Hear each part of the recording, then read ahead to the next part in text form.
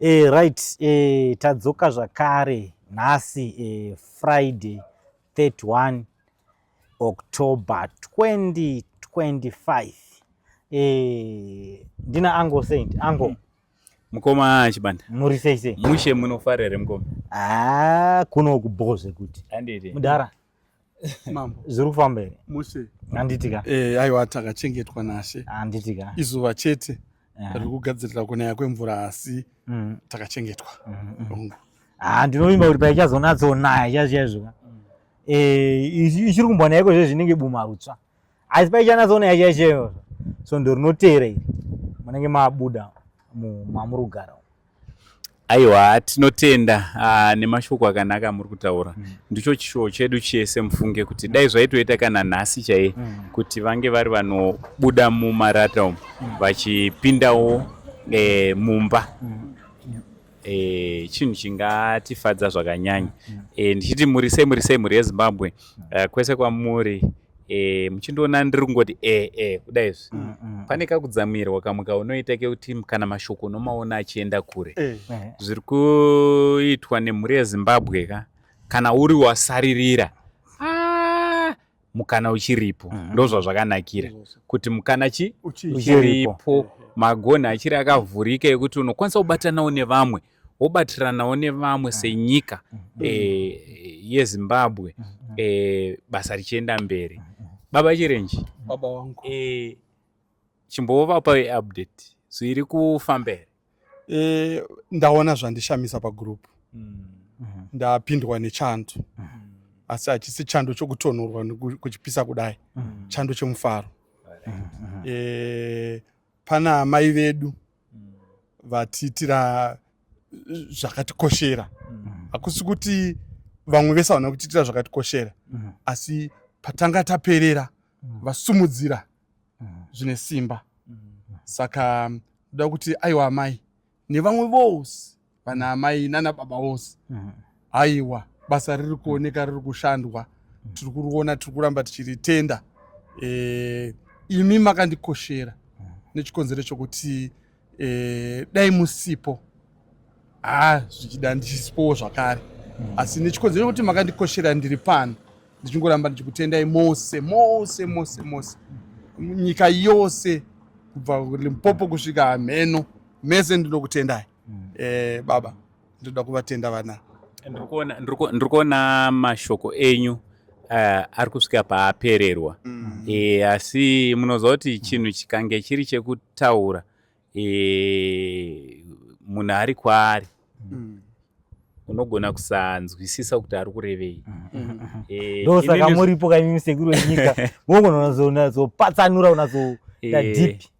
Saka vhidhiyo rinoira musho richaita pfupi kwazvo because mashoko inini hangu nehama dzatiri nadzo dzatakagara vachirenje navachibanda mashoko edu ari kusvika paari kupera. Nerudo rwenyu mese makadaiwo muri kurwa mumire. Do you know kuti pane vanhu vari kurara vasina kudya nekuda kwebasa iro rino iri? Kune vamwe vanhu vakatokanzura kuenda kumaholiday avanga vakatobhuka kuti toda kuenda nemhuri kwakati, but nekuda kwebasa riri panapa December vamwe vakutoenda kumisha kwavanga vasingade kuenda, vamwe vakutogara padzimba dzavo zvavanga vasingade kuita nekuda kwebasa riri panapa. Basa riri panapa kune ari kuona anogona kuti tifunga kuti tiri kuitira vachirenje. Kana tichitira vachirenje ndofunga dai takaneta kudhara. Asi basa riri panapa ibasa riri kuitirwa Mwari. Ndosaka muri kuona kuti harisi kumanikidzwa munhu kuita. Ratinomanikidza munhu kuita ibasa baba vachirenje, basa redu isusu because tine matargets. But iri raMwari manje ibasa rekuti iwe ukaisa ruoko rwako zvinobhenefita iwewe kunyanya waisa ruoko rwako kudarika vachirenje. Nekuti hatizive zvinoita Mwari, hatizive mikova yoda kuvhurwa naMwari muupenyu hwako. Wanga uchingoda badzi kuti ubatsire umwe munhu. Ndizvo vachirenje vari panapa.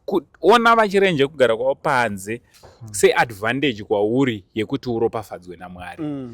Zvinovarwadza ivo, zviri kutirwadza tese. Asi chiona semukana wekuti mamwe magonhi anga akavharirwa naMwari anga aranovhurwa. Ona izvo ndinogara kukurudzira vanhu usati watumira mari tora mari yako unamate. Amen. Iti Mwari mari iyi kana iri inobatika uti mari iyi yandakabata iyi ndakunamata kuti wotaura nyaya dzako dzauri kuda kuti zvinge zvezvinoita ndakupa ndichaisa uko navachirenje zvichifamba mari iyi ngaichinjewo upenyu nehwangu yaenda uku but ngaichinje zvakanyanya upenyu hwangu.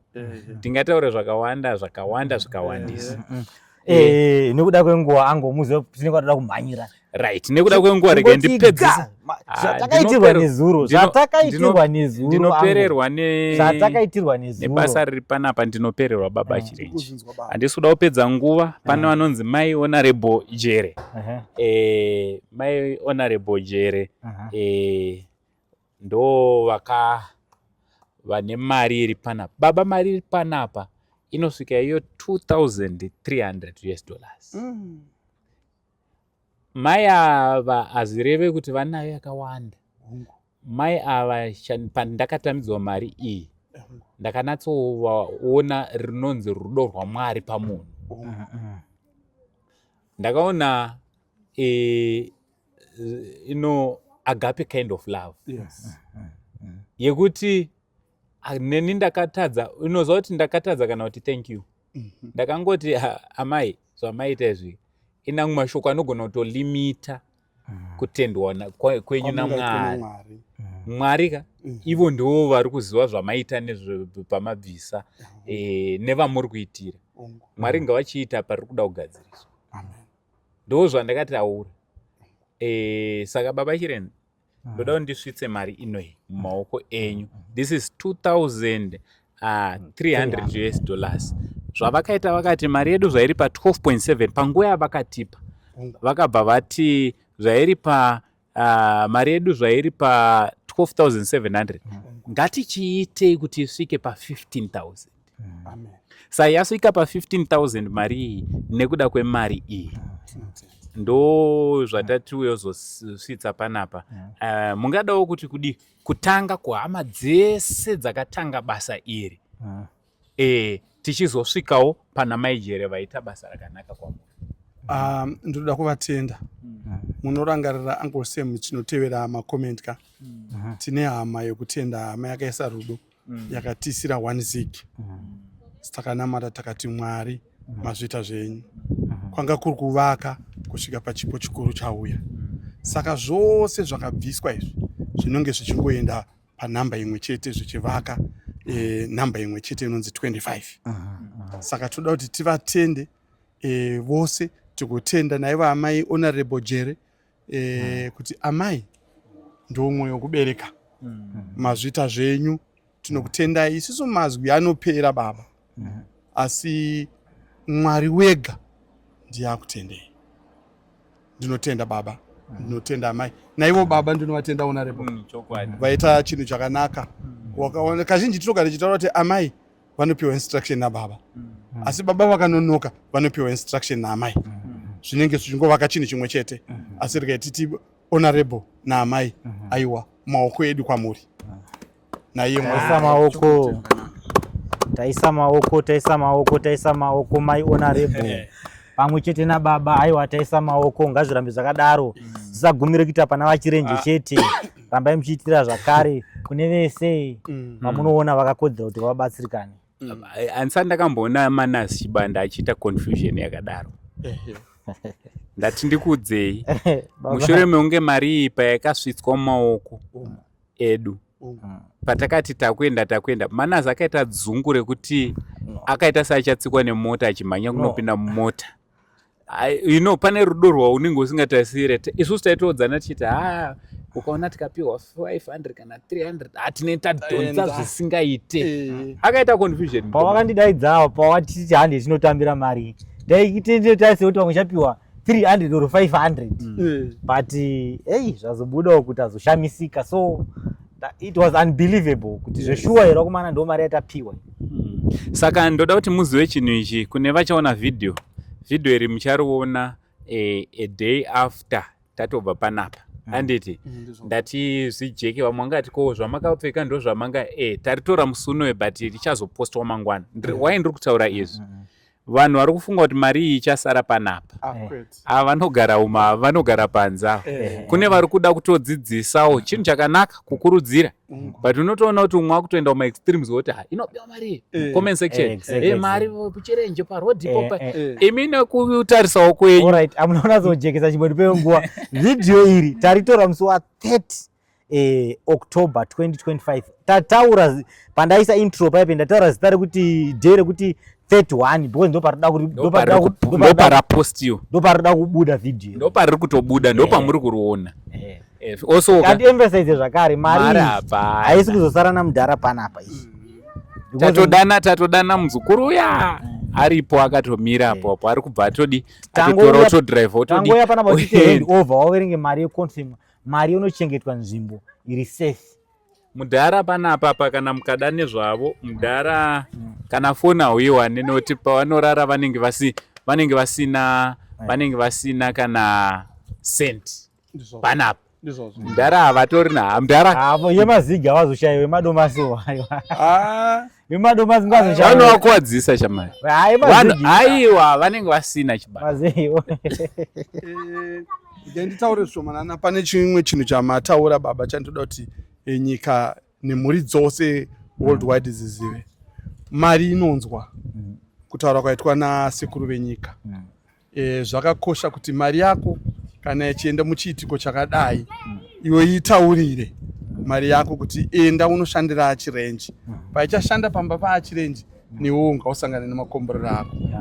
Mari inonzwa, mari ine nzeve, mari inotaurirwa. Ndizvozvo zvandati ndipamidzire pamataura chete. Asi ndiri kutenda Uncle Sent. Ndidzokorodze kutaura pamwe ndoti zvibude Uncle Sent. Ndanzwa kuti mati video ndiyo nguva diki. Ndoda kutenda pasi rose. Ndoda kutenda nyika yose. Ndoda kutenda vanhu vose. Handina kuzvifungira kuti nhasi muzuva rechipfumbamwe tingabate mari yakawanda seyatabata. Ndanga ndichiti ndiri mumba muna madzimai mai chirenje tanga tichiti mai chirenje tinosvika here, mai chirenje tinosvika here. Asi mai chirenje vazondipindura masikati ano pavaona chipo ichi vakati baba chipo ichi chakatangwa nevakabvisa padiki diki chichikura zvino nhasi chakura asi chitarise kuti chichakura kudarika zvachiri. Saka tine chivimbo, tine faith, tine kutenda kwakanyanya kuti madhora iwayo $5 iwayo $10 iwayo anotisvitsa. Tinosvika chete. Ndo zvandati ndingotaura chete Uncle Sent ndichiramba ndichitenda chandiri kuita kutenda. Aiwa tinotenda chibanda shoko rako rekupedzisira. Tinoda kutenda kune wese zvake akabvisa. Tisingakangamwe maijere. Rambai makadaro. Like the video, share the video. It's lockdown. Alright, ndichipedzisawo ndoda kuti big shout out zvakare kune vahanzvadzi vakatega maijere. Mwari wekudenga vakuitire zvakanaka. Muri kuona kuti peji rino iri kuti ringe rinofamba ndimi ndo vanhu vatinoda, vanhu vanotaurawo maconstructive criticism, but ukataurawo zvine kutuka nekunyomba nekudzikisira unongosara uchiukura isusu tichienda mberi. Hazvitadzise kuti chitima chinge chiri chinopfuura kunyangwe imbwa dzikaukura sei.